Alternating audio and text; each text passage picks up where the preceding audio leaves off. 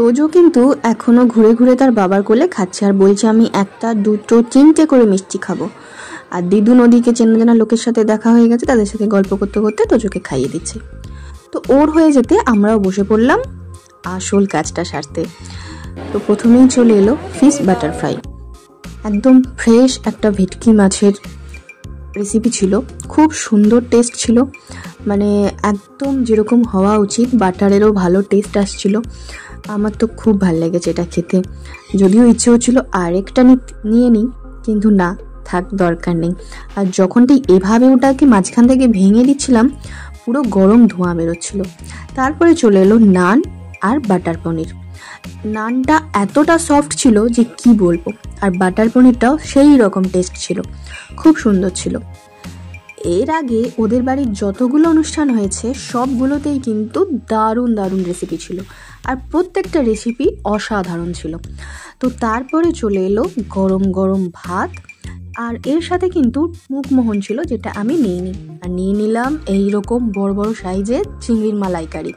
চিংড়ির মালাইকারি পুরো ট্রেটা যদি আমাকে ধরে দিত, আমি হয়তো সেটাও সাবড়ে দিতাম, কিন্তু না, এখনও তো আরও অনেক কিছু বাকি আছে।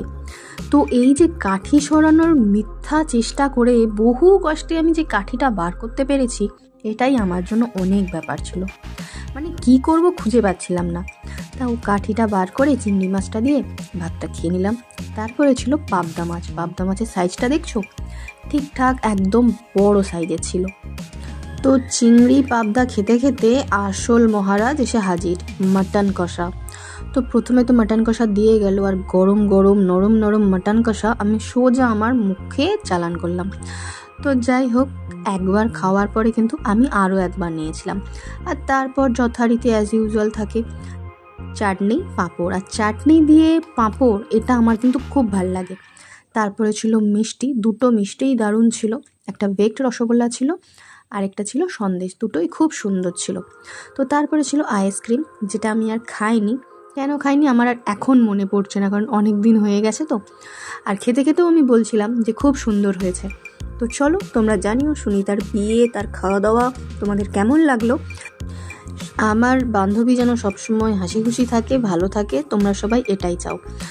আর তারপরে তো দেখলাম এখানে বিয়েও বসে গেছে, বরমশাই বসে পড়েছে, বিয়ের রিচুয়ালসগুলো হবে। কিন্তু রাত প্রায় 11টা, 11:30 হয়ে গেছে, আমাদেরও তো ফিরতে হবে, যেহেতু বাবু আছে। তো ওর জন্য আমি আর রাত্রিবেলা থাকতে পারলাম না, নাহলে বেস্ট ফ্রেন্ডের বিয়ে আর রাত্রিবেলা থাকবো না, এটা তো হয়।